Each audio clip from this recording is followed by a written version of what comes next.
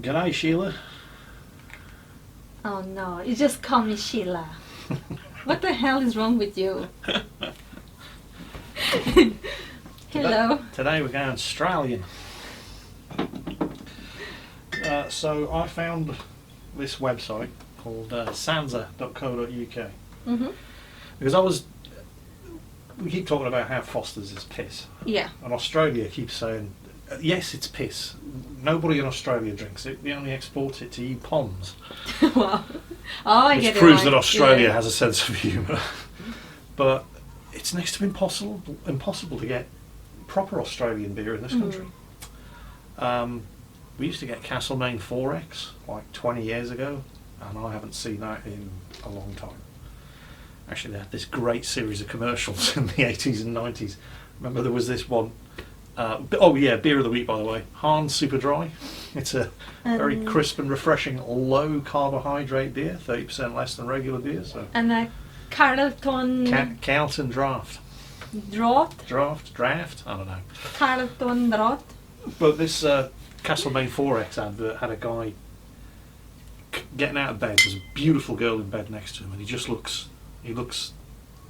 doesn't look happy. And he puts his t-shirt and his jeans on, and then he walks out of the bedroom and he's just shaking his head. And he just looks horrible. He looks like he's had this horrible time. And the girl wakes up and she stretches, a big smile on her face. And she goes into the kitchen and she makes him a sandwich. And she sits him down in the couch in front of the TV and she turns the footy on. And then she brings him a Castlemaine 4X. And he's up until that point he was taking it, but he didn't look happy. Yeah. And then when she gives him the Castlemaine 4X, he says, straight Sheila, come on. He's my best mate. Oh! I can't. He would screw his best mate's girlfriend, wear his best mate's clothes, sit in his best mate's couch watching the football, eat his best mate's sandwiches, but he drew the line at drinking his Castlemaine 4X beer. There are some things that you just don't do to friends. Wow. So apparently, and I think, because we got some Tuvies extra dry as well, but 2 at a time. I don't know if you've noticed, when you open the cap, there's a thing. Yeah. It's not really a joke. Tomato or barbecue? Discuss. Is that an Australian? Is that an Australian thing that pommies and porras just don't get? I don't understand. Is it tomato fresh? Is it tomato grilled? Is it a sauce? It's not very specific. 1 second. Yeah, this is a question of... Oh, Carlton's got it as well. What is it? It's more a question. AFL player Mason Cox grew up in which US state? It's got the answer. Texas. So Someone I've never heard of. Sorry. that's Australian Football League. Australian rules football is... It makes rugby look like a game for people who don't like getting hurt. Well. You know how rugby is like American football, but without padding and protection. Yeah. So you've got like American football. Sorry, America, but rugby, and then Australian rules football, which is an interesting sport to watch. Yeah. So, what do you think of the Carlton? It's weird. It's really weird. You want to try? I actually prefer the Carlton to the Ham. I prefer that. Okay, fair enough. If you already drink half of it, you're thirsty. It's a hot day. It is very hot out there. Yeah. Yeah. There's nothing wrong with this stuff. It's definitely better than Foster's. I really like this. Yeah. Yes. Plus, it's low carb, 30% less carbs than regular beer. Than Yes. than that. So.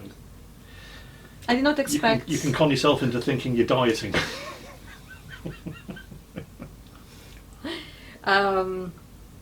For a low carb, for a diet beer, this is pretty good. Yeah.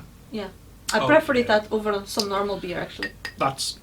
This has more flavour to it, but that's very crisp and fresh. It's nice. It goes down easy. And dry. So about t-shirts. Oh yes, t-shirt of the week. I don't know if you can tell from there. It's basically, this is from when I was in the Navy. Which deployment was it? Let's see. It was San Juan, Hard Rock Cafe San Juan in Puerto Rico, so it must have been on board HMS Manchester. It definitely is showing its age. I mean, Yeah. it's supposed to be a black t-shirt, but near the seams is a bit... It's been washed a bit. Yeah. So yeah, I used to collect Hard Rock Cafe T-shirts and Hard Rock Cafe glasses. We got a selection of Yeah. glasses which Rita keeps breaking. Yeah. So, I'm so sorry about the last one. Hard Rock Cafe glasses from everywhere, and the T-shirts and stuff as well. So I got these from San Juan in Puerto Rico, all over the Mediterranean, but they got old. I mean, this is the newest one I've got, aside from Hard Rock Cafe in Cologne, but that was from Gamescom. It was nothing doing with the Navy. And I think this is the only one I've got left. The rest have all basically just worn out. I suppose you need to answer those letters for them to... that they keep sending you. Hard Rock Cafe? No, the Royal Navy. Because that's your last t-shirt, so you probably should answer the letters that the Royal Navy keeps They send me a letter every year, Yeah. which I answer every year. Otherwise I don't get Do my you? pension. Of course I okay. do. Isn't it the one that... It's for the reserve. Yes, the Navy reserves. Reserve, which I'm no longer eligible for, but they keep sending me a letter every year asking me if I... They can't make me sign up for it anymore, but they keep sending me a letter every year asking me if I want to sign up for it, but I'm 50 for God's sake. My last deployment nearly killed me. It was on HMS Manchester, and it was a South American deployment, so all the way around. I actually joined them in Valparaiso in Peru. Valparaiso. Valparaiso in Peru or Chile. Mm.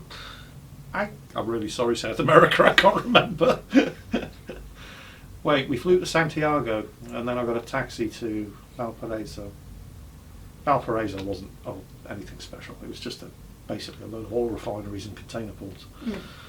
But oh man, that was the hottest deployment I've ever been on, and I've had 2 Gulf deployments. That was just nasty. But we went to some great places. Pacific coast, South America, and then through the Panama Canal, and then on the way back, Puerto Rico, which was amazing. Alright. I went scuba diving with an ex-US Navy SEAL who retired and lives there and runs a scuba diving business. It's not the first time I've been scuba diving. The first time was in Corfu in the Mediterranean, and I can't do it anymore, unfortunately. My sinuses are done, so I can't equalise pressure. So I got more than 5 metres down and just pain in my ears. But anyway, back then obviously I could. And Careful. there was some crystal clear water, hundreds of different species of fish. That's what I miss about the waters in my country. Oh, it was great. Very nice clear water in Portugal as well. What? No, keep up. Oh yeah, T-shirts of the week. Yes. Who gets this one? This week I have a special one. Oh yes. Internet brownie point for anybody who gets the reference. Yeah. It's Hawkeye's homemade martinis. Making gin in the middle of nowhere since 1950. I've been wanting one of these for a while. I just could not find them online. But you're a professional at that. Yes. Thank you. Because the guy that used to be in charge of Leicester Studios, also known as Wargaming St. Petersburg, Arthur, Yeah. great guy. Spit an image of Alan Alda from MASH, the 1970s counterculture, You know what I'm giggling long running. What? Because I thought that his avatar was really huge. Oh God, yeah. His avatar on Discord was basically a picture of the actor Alan Alda who played Hawkeye in MASH. And by the way, she thought it was actually him. By the way, I met the man Yeah, you met him like Before 3 or 4 I became- times before I became a community contributor. Like, I met him in real life. before you ever saw the avatar. Yes, before I even... Yeah. Yeah, he's a really good guy. He is. He hasn't been with Wargaming St. Petersburg for about 6 months now. They moved him to the North America office after he'd done whatever it was that he was doing at St. Petersburg. So he's now, and he's Polish. He's not Russian, which was a mistake that I made when I first met him because he's fluent in Russian. Apparently, I mean, I wouldn't know. He could have been speaking Polish. I wouldn't have known the difference. Yeah. I'm terrible, I know. I mean, it's not like those languages are an option here in the schools. No. In So- Portugal, they have Germany and maximum? I think here, although it's been a long time since I was actually in a school in this country, the French, definitely, German, and I think Spanish are options in high school. I actually wanted to learn German because because the options were Portuguese, of course, the national language. What, they teach you how to speak Portuguese in Portugal? Then you have French as a second language that you do really have to learn. And then you can choose between Spanish or German. And I wanted to learn German for, it's nice to learn something Germanic. Because it's not this, we are more on the Latin It's side. a Romance language like French and Portuguese. Yeah. German is a different language base group. Yeah, every year I applied to learn German, but I would always be moved to the Spanish class because everyone will go for Spanish because it's so much easier and just easy points in the final semester. It's like Portuguese with a really heavy accent. It's like Portuguese but easier. No, it's not. It's not a job. Is that because the Spanish is really stupid, Rita? Oh, come on, Paul. It is not a job. Portuguese, it is harder grammatically speaking than Spanish. I didn't know how to swear in Portuguese. Yeah, you learn it well from me. I learnt it from the Portuguese immigrants at boarding school in South Africa. Yeah.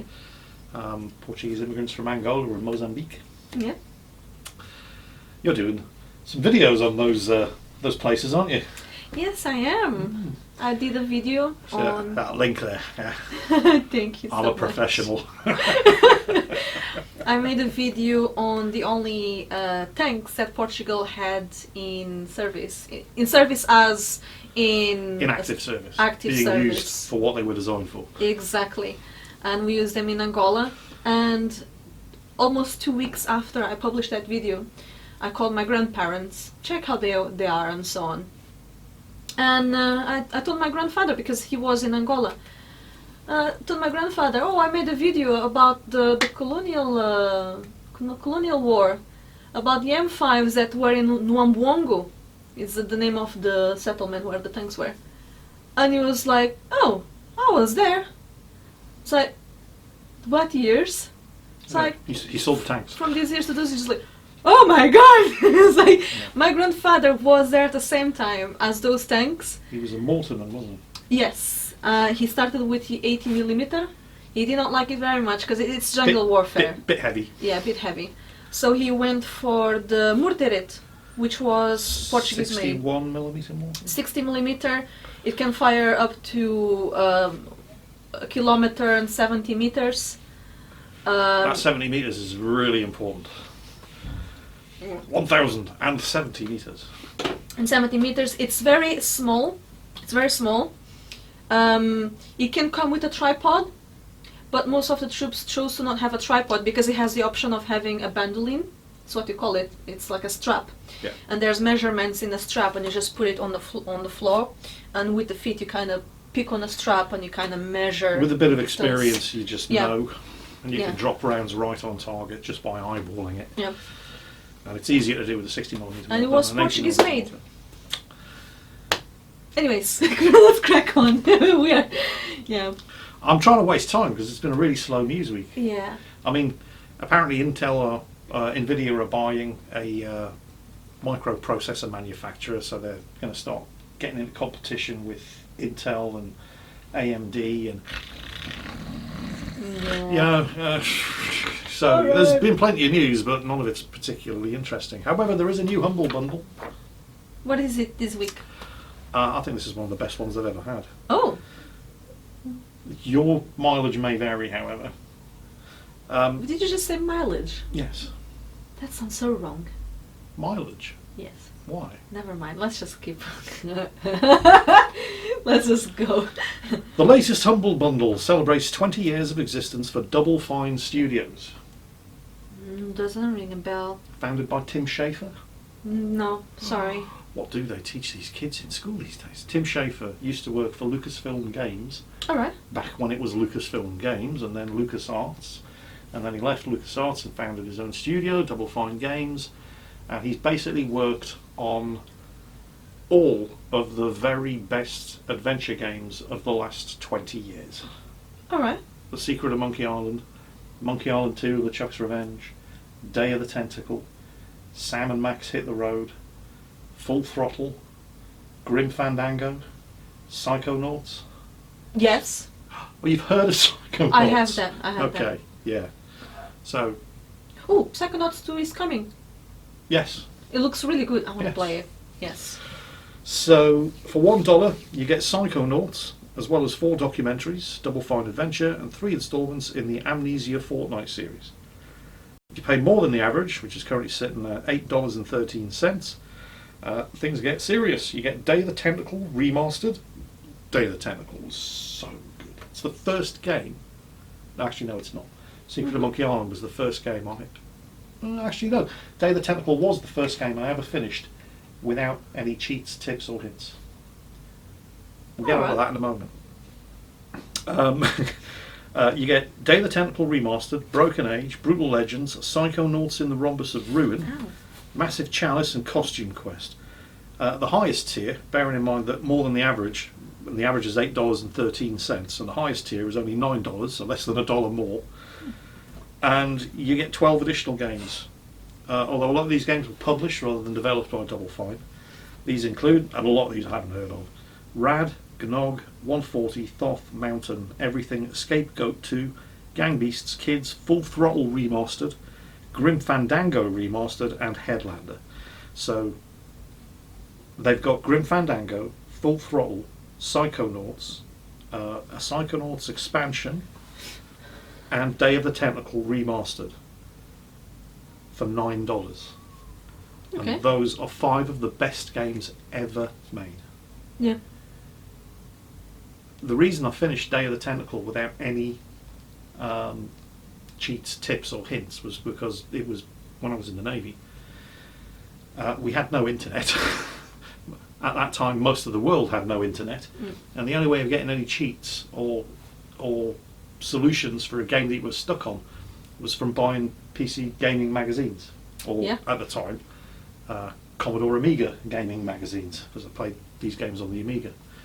And when you're deployed to the Mediterranean for 6 months, it's very difficult to get your hands on English language PC gaming magazines. So that was when I was playing Day of the Tentacle, and it's the first game I ever completed without any external help. I had to figure out all the puzzles on my own. I remember having pages upon pages of cheats. Yeah. Because internet wasn't widely available, so I would every now and then manage to access some internet, and I'll spend hours just writing it down. Writing it down in notepads. The scriptures. Yeah. Because even if you screenshotted it, you couldn't print it. The funny thing is, even to this day, for example, Grand Theft Auto Vice City on PS2, if I play the game, I have, like, it's almost like muscle memory. I know the cheat codes just by... It's still in my brain, like, it's almost like muscle memory. If I want to put a jetpack or something like that, I just automatically... It's there. Yeah.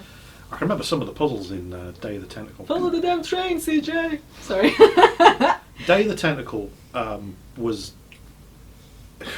Again, this is the way Tim Schafer's mind worked. God knows what he must be like at parties. But you played 3 different characters.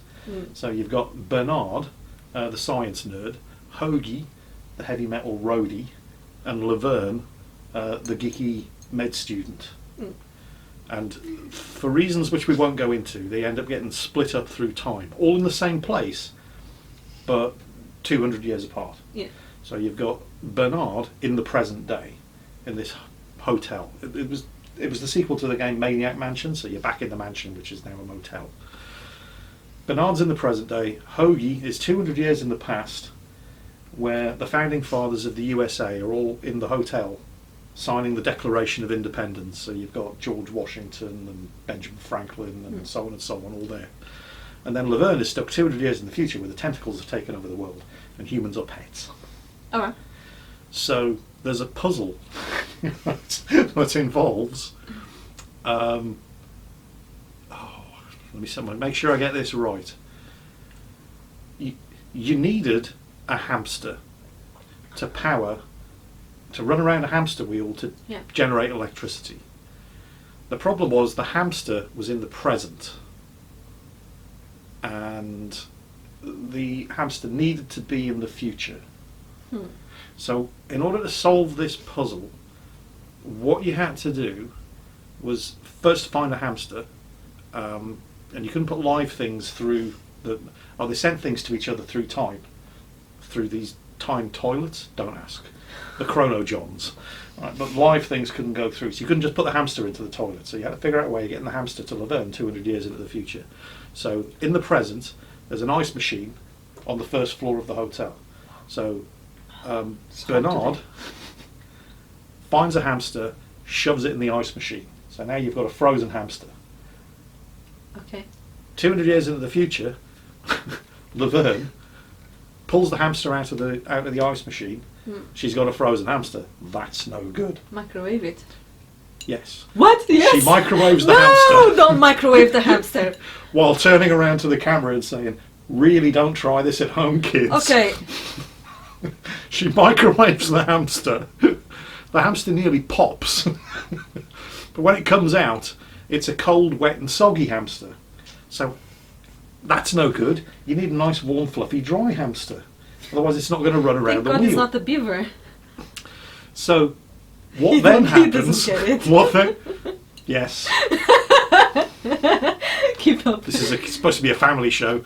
So what then happens is 200 years back in the past, Bernard has to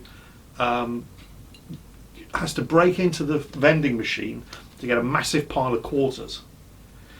He then takes a sweater, which he has to get the sweater. There's a guy on a vibrating waterbed, big fat bastard on a vibrating waterbed, and he's got a woolen sweater underneath him. But to get him off the waterbed, you can't wake him up. He's drunk. So you have to put a coin into the coin slot next to the waterbed, which starts vibrating, and then it vibrates him off the bed. Then you can get the sweater, which you take downstairs into the basement, put it into the washing machine, right, and then you put it into the dryer, and you put a massive pile, like 3,000 quarters, into the dryer, so that 200 years in the future, the drying cycle ends. And Laverne pulls this tiny shrunken sweater out of the drying machine to put onto the hamster, who is now a nice toasty warm hamster, and will go onto the hamster wheel to generate the electricity that you need. You're reminding me of that. Amazing game. This is Tim Schafer. That's the way his mind works. He's reminding me of that explanation meme guy. Oh yeah. Like with the board. That's from It's Always Sunny in Philadelphia. Yeah. Yeah. That's who you remind me of at the moment. That's what it's like. No, that's the way your mind had to work Yeah. to solve a Tim Schafer adventure game. Yeah. And you can get them all, including his masterwork, Chonka. Grim Fandango. Just seriously, Oh, I mean, Chonka. $9, and you get 19 games. Okay, maybe 12 of those games I've never heard of, but the 5 or 6 are absolute classics and some of the best games I have ever played. Hello, Juicy. Hey, boo-boo. Look at this big ginger chonker. Yeah. How you doing, Sue? Hey, Susie. Oh, she's shedding a lot. I'm gonna have to give her a brush. Mm. Anyway, moving along. Guess how much Electronic Arts are charging? First, let's just make sure you've heard of Star Wars Squadrons, yeah? We talked about it like 3 episodes ago. Okay. Yeah. Guess how much EA are charging for it? Full price. $40. Alright. Is that full price nowadays? No, $60 is full price. Yeah, that's it, 60. Yeah. So $40 US, All it'll right. probably be £35. Yeah. And there are no microtransactions. Alright. What's the catch? Yeah, that was my immediate Yeah. thought. What is the catch? I mean, even the 2-year-old Battlefield 5 costs more than this, and it has microtransactions. I used to think it has microtransactions. It's published by EA. It's going to have microtransactions. So what are Electronic Arts trying to pull here? Well, the reason for this, Electronic Arts Chief Financial Officer Blake Jurgensen explained during today's quarter financial call, is simply that Squadrons is a more focused and specific experience than many other EA games. What does that mean? I love how they are always able to say so much and at the same say time nothing. nothing. Yeah. Games all have different scales, he said. Most of our games right now have huge scale. We designed this game to really focus on what we heard from consumers, which is one of their greatest fantasies, and that's to be able to fly an X-Wing fighter or TIE fighter and be in a dogfight. And so it doesn't have the breadth of some of our games, but it's still an incredible game. And so that's why we choose to price it at a slightly lower level and to also allow access to as many people as possible who had that Star Wars fantasy, Jurgensen explained. Or in other words, there's zero depth to the game. You literally just climb into a starfighter and shoot other people who've climbed into starfighters. Yeah. That's it. But then again, that pretty much It's describes... kind of what I expect of a Star Wars game nowadays. But that describes World of Tanks, Counter-Strike, Global Offensive, Valorant, Apex Legends, Yeah. and they're all doing really well, but they're all free-to-play games. So you expect There's them to a have microtransactions. Free-to-play games. Yeah. Yeah. Yeah, they have microtransactions. They also have macro transactions. But that's something that so far EA haven't actually said. They've said there will be no microtransactions, but just because... In Portugal we say, who doesn't know you will buy you. What exactly do EA mean by microtransactions? Because you've got microtransactions like paying $2 for a weapon skin, and then you've got macro transactions like paying $60 for a tier 8 premium tank. Yep. So they've said there will be no microtransactions, but that doesn't mean they're not going to try and sell it. I mean, I don't know. Whenever I hear Electronic Arts press releases, I'm looking for the catch. But then again, what was the last game they published? I haven't followed EA for a long time. Star Wars Jedi Fallen Order, and it was a when single. was It that? was a single. It was last Christmas. Oh wow. The thing with 2020, it feels like things that happened last week feels like it happened a month ago. Time perception this year is a bit crazy. Yeah, this year feels like it's lasted a bit longer than 6 months. It's gone fast for me. But Star Wars Jedi Fallen Order, the last thing that Electronic Arts did, they didn't interfere with the development company, development studio. It's a single-player story-based Star Wars story. The thing that Electronic Arts tried to tell everybody they didn't want anymore.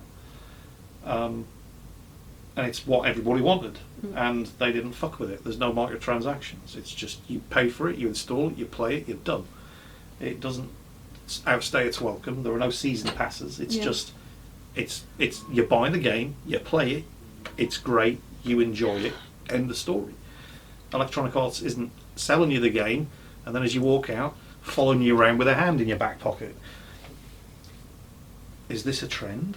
Yeah. Or are they just trying to lull us all into a false sense of security? Because it's EA at the end of the day. That reminds me, I started playing Pokemon, Sword and Shield. Nintendo Switch. On Nintendo Switch, yeah.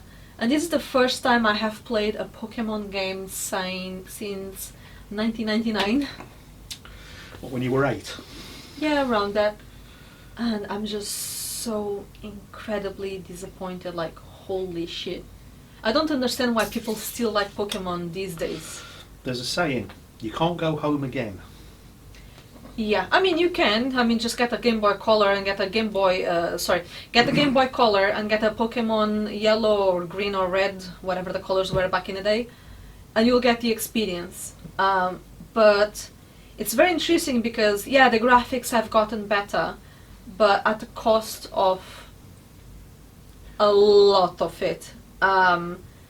The game, the full game, what they call a full game nowadays, is this compared to what it was back in the day. Well, No, yeah, seriously. Yeah, depends on the game. I mean, I was waxing lyrical about Ghost of Tsushima last week, and I mentioned that the one thing that it didn't really have that kept me coming back to other games like that, like Far Cry 5 and like Red Dead Redemption 2, was the story. Because I really wanted to know what happened to the gang in Red Dead Redemption 2. I wanted to know what happened to Arthur. And I wanted to know what Joseph Seed was up to in Far Cry 5. I wanted to know how it all worked out.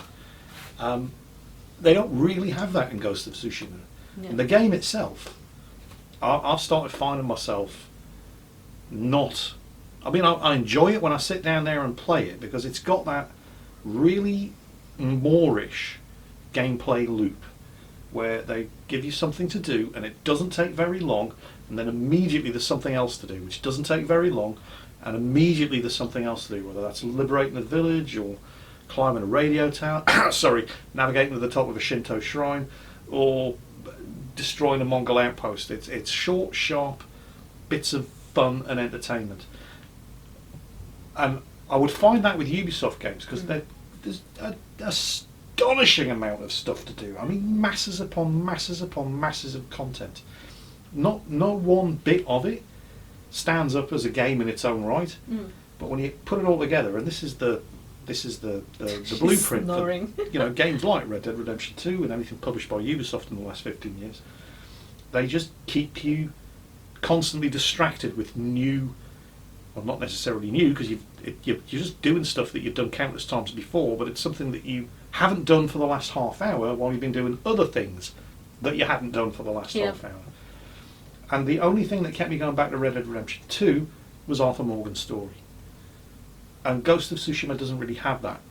And it's a beautiful game. I mean, you keep coming in and going, wow. Just looking at the screen. And there's so much to do. But it doesn't have that story glue holding it all together the way other games do. But there's a shit ton of content in it. The thing with the latest Pokemon game I played, compared to because I played Pokemon Yellow. For those who know, they know. If you know, you know.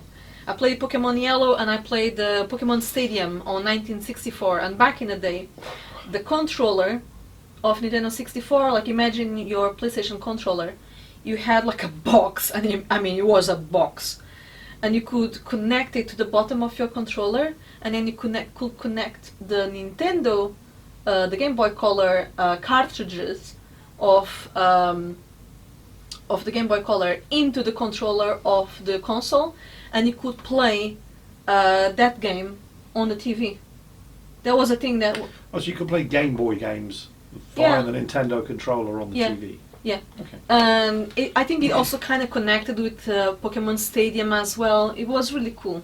It was like a port back in those days. I wish they did stuff like that these days, quite honestly. I remember games like the first Final Fantasy game that came out on PC. But it was huge. There was so much content in it. I just couldn't stand the combat.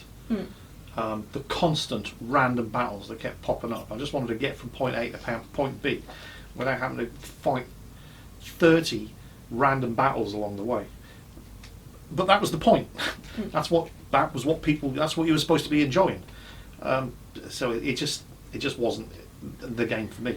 But yeah, massive amount of content in the game, and they've just done a remastered version of it, which again I thought looked amazing. But I remembered what it was like, constantly getting frustrated about, for God's sake, I'm just trying to get to the next city. Yeah. Will you leave me the fuck alone so I can get there? I don't want to have to fight all... But if you didn't fight all the battles on the way there with the random encounters, you wouldn't be powerful enough to... So, yeah. And to try and finish... Oh, gee. I wonder what that feels like. I knew you'd say that. Basically... Oh, look at it. Oh, those toes spreading. Okay. I couldn't set up a cat cam because we never knew where the cats were going to be. They're constantly moving around, but I'm going to... I keep being distracted. No fit of mine on the internet, Paul. Oh, Susie. Juju. Susie. Hello, Sue. Hello, you beautiful chonkalicious. Yes, Susie. Oh, you. Oh, that's a big yawn. Are you going to show us your pretty leg? Are you going to show us your pretty leg, Ju? She's not going to show us her pretty leg. Oh, Juicy. Ju. Oh, Ju. Did we disturb you having a sleep? I'm very sorry. Okay. We'll cut back to the non-cat cam. Akizuki's coming. Hi, honey. Oh, Akizuki. Hi. Hey, baby. Hello. Oh, Zook. Hello, Zook. You having a sniff? Oh, And she's having a bit of a stretch. And then she wanders out the camera. Right, anyway. Now, trying to finish the subject about Wasn't my fault this time, it was the Pokemon. cats. I'm gonna bite it then too. You're too slow to bite it. God. Thing with Pokemon these days is that the history is pretty much not there. What they pass today as being the store, like for example, the Scary Town, What I did with these. is basically just an emo guy that likes to sing emo songs, and that's kind of what makes him cool, but he's really not cool. Rita, you've become a Pokemon hipster. But listen to me, Polo. Back in the day, It the was Scary Town, the ghost town, was really fucking scary. I mean, there is even let me finish.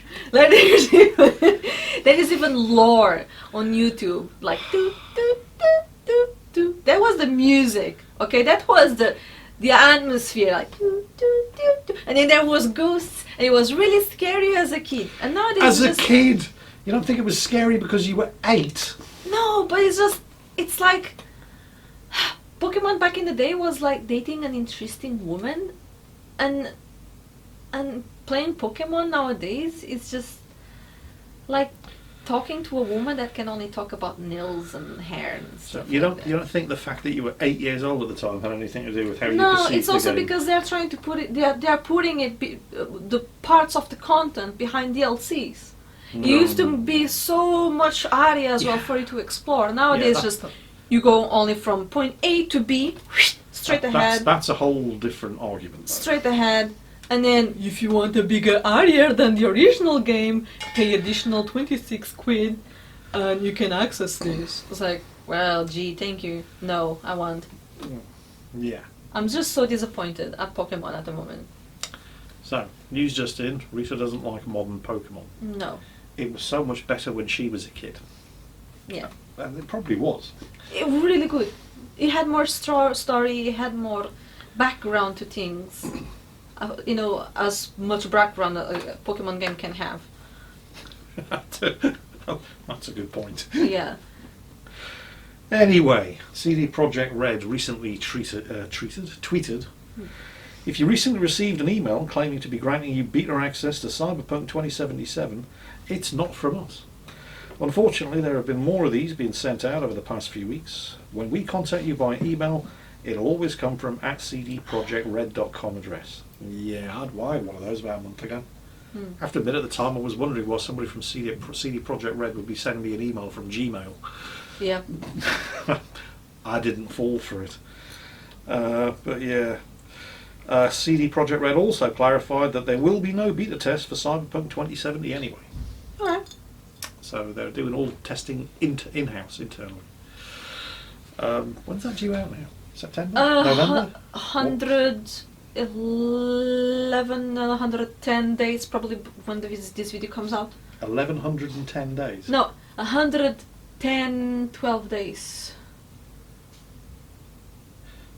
Less than 112 days. So, November?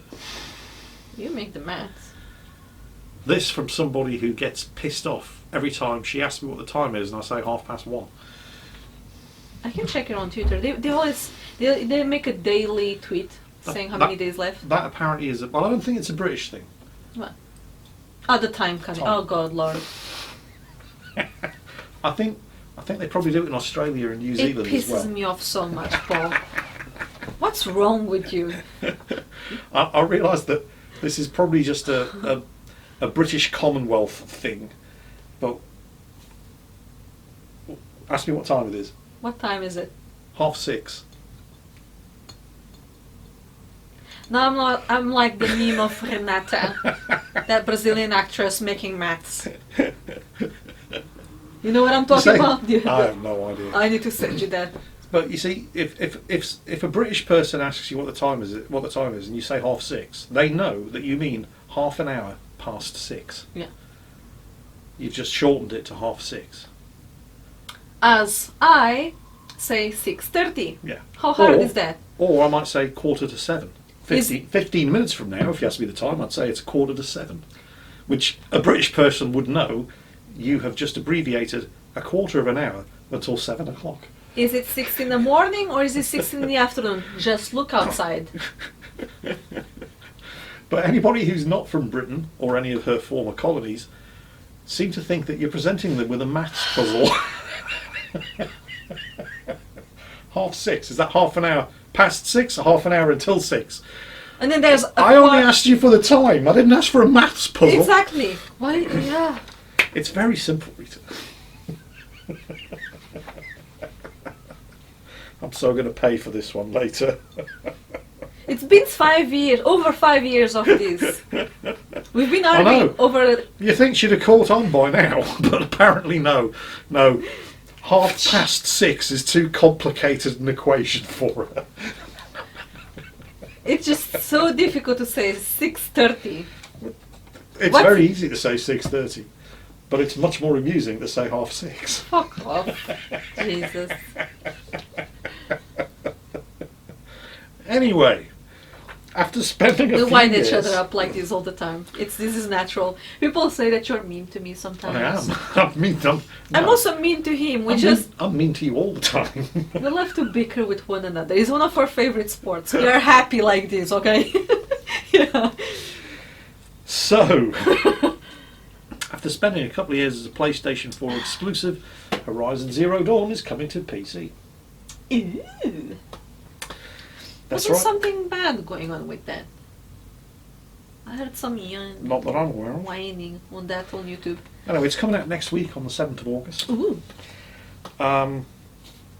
What kind of rig will you need to pull it off? Well, the minimum and recommended system specifications have just been announced 1 week before release. So, minimum system requirements to run Horizon Zero Dawn on PC. Remember, this is a 2-year-old PlayStation 4 game. Yeah. 2-year-old, at least. You'll need Windows 10 64-bit. You'll need an Intel Core i5 2500K at 3.3 GHz or an AMD FX 6300 at 3.5 GHz. You'll need 8 GB of RAM. You'll need a GeForce GTX 780 or an AMD Radeon R9 290. And you must have DirectX version 12 and 100 GB of hard drive space. Alright. Or storage space in case you're running on an SSD. The recommended version also requires Windows 10 64-bit, an Intel Core i7 4770K at 3.5 GHz or a Ryzen 5 1500X at 3.5 GHz, 16 GB of RAM, and a GTX 1060 or an AMD Radeon RX 580. With the GTX having at least 6 GB of onboard RAM and the Radeon having at least 8. And you will also require DirectX version 12 and 100 GB of storage space. Now, neither Steam nor the Epic Games Store indicate what sort of performance you can expect from those setups, but the PC version will feature numerous enhancements, although it will not support ray tracing, over the original PlayStation 4 release, unlocking support for resolutions up to 4K and unlocked frame rates, all dependent upon the capabilities of your hardware, mouse and keyboard support with some control customization options, adjustable field of view to a maximum of 100 degrees and multiple presets for anti-aliasing and anisotropic filtering. And also unlocked frame rates, so it won't be tied to 30 frames per second. Basically, you'll be able to get whatever your PC is capable of punching out. I'm almost tempted to play it again on PC. Let's be honest, there are so many games on console that are screaming for a keyboard and mouse with the aiming. Yes, because here's the thing. The thing that well, aside from the story, again, Horizon Zero Dawn is another perfect example of a game that had kind of repetitive gameplay, because it's that Ubisoft-style gameplay loop, like everything that Ubisoft's published in the last 15 years, like Red Dead Redemption 2, like Ghost of Tsushima. Lots and lots and lots and lots of different activities that you just repeated. You do the hunting thing, then you do the climbing thing, then you do the killing thing, then you do the collecting thing, then you do the hunting thing again, but in just different locations and with different types of enemies. It's a very clever way of fooling you into not realising that you're just doing the same shit over and over and over and over. But it had the story. Why was the world in the state that it was in? What the hell happened? How How did humanity regress to savagery? Where the hell did all these robots come from? Blah, blah, blah, and so on and so on. How did the world get to that state? The story kept you hooked. And the combat system was very clever. There were all kinds of different ways of taking down an enemy robot. Mm-hmm. You could scan them from stealth, scan them and identify all the various different bits that made up the robotic body. So this might be vulnerable to shock, that might be vulnerable to fire. If you blow that off, it's going to set it on fire. If you hit it here, it's going to stun it. And so on and so on. So you could take your time to plan your strategy on how you were going to take down this robot. And then you'd grab your controller, draw your bow, and because you're playing on a controller, you'd be doing this. Trying to aim at the weak spot. It was just, God damn it, wish I was playing this on mouse and keyboard. Oh. And it was, so eventually, I mean, I just brute forced my way through it because it was next to impossible to actually hit any of those weak spots using a gamepad. So, PC Master Race rejoice, you'll actually be able to play Horizon Zero Dawn the way it was meant to be played the whole time. And not only that, as well as the game, you also get the DLC, the Frozen Wilds, and a whole bunch of other add-ons and accessories, all for less than the price of the original game. Yeah. Anyway, I think that's about it. As I said, kind of a slow news week, unless you're interested in Intel buying 180,000 8nm wafers from some company somewhere, which apparently is what all the tech geeks are talking about, which don't care. So yeah, that was the week. In fact, the most interesting thing that happened to us this week was getting a new vacuum cleaner. Oh, it's been amazing. It's been amazing. I actually have not yet vacuum cleaned this room. I vacuum clean it with the old vacuum cleaner. We've got one of those cordless stick vacuum cleaners, and it's been pretty good. But we didn't realise how. We thought it was pretty good. We didn't realise quite how not good it was until it died, and we had to buy a new one for a bit more money, which is amazing. It had started giving me a lot of headaches. Yeah. In the last couple months. I still need to vacuum clean this room, as I said, and I just so can't wait to start. As soon you're done, we are done here. You hoovered up approximately a kilo of Don't dust. tell them. Don't tell them. I'm so disgusted. We thought the old I keep wanting to call it a Hoover. Hoover is a company that makes vacuum cleaners, amongst other things. But in Britain, you just call vacuum cleaners Hoovers because for like ages they were the only company that made them. We all thought the old Hoover was great, but it wasn't. Really not. Ran the new Hoover around vacuum cleaner around the whole and house. We vacuum clean 2-3 times a week. We went through 2 batteries. 2 lithium-ion batteries. It comes with 2 batteries. You get 80 minutes worth of vacuuming time with these 2 batteries. We went through 2 batteries, doing the whole house from top to bottom. Kilo of dust and cat fur. Yeah, mostly Akizuki's. Since she came to the house, taking care of these carpets have been problematic. Yes. But the thing that I found most amusing about all of this is I know I'm over the hill because I'm 50. So I get excited about a new vacuum cleaner. And that's no big deal because I am 50. Yeah. But you're 29 and you got excited about a it's new amazing. vacuum cleaner. I mean, I'm a cat owner. For me, it's very important to have their places tidied up and have my own place tidied up because God knows they really make it dirty. I have patches of Akizuki fur everywhere. Her fur is so fine. Yeah. It's like spider web patches on the carpet. Where She she's molts been a rolling lot as around. well. I mean, there's a bit I missed because it comes with a pet hair attachment as well. I don't know if you can see that. It's like cobweb. She's very, very soft. Such soft fur. So yeah, it kind of like glues itself to every fabric surface that she touches, especially when she's molting. But this new vacuum cleaner takes no It prisoners. really picks everything, and then it has different hands and really goes into the fur. Yeah. It's specifically got a pet hair cleaning attachment. Yeah. Oh, So it's great. That's how sad we are. The most exciting thing that's happened to us this week. We've got a new vacuum cleaner. Yeah, it's so good. And on that bombshell, Mhm. that's it for this week. Hope you enjoyed it. Once again, thank you to everybody who supports me on Patreon. Thanks to you guys. These episodes of Mingles with Jingles are advert free, unless I accidentally put something copyrighted in there and a record company decides to turn monetization Or on and claim YouTube it. puts mid ads. Oh yeah, I saw your YouTube tweet. mid-roll ads. Don't worry, I found a way to turn them off in future. But apparently they have activated mid-roll ads on every video I've ever uploaded, and I'm not going through 3,000 videos and individually turning mid-rolls off and mid-roll ads off on each one. So fuck you very much, YouTube. But there will be no mid-roll ads, and of course there's no ads on Mingles with Jingles anyway. It's basically paid for by everybody who supports me on Patreon, so thank you very much for that. And I think that's pretty much it. Yeah. And thank you for watching to the end, by the way. Anybody who's still here, you're the real MVPs. And so I suppose it's good night from me. And good night from him. Good night. Bye.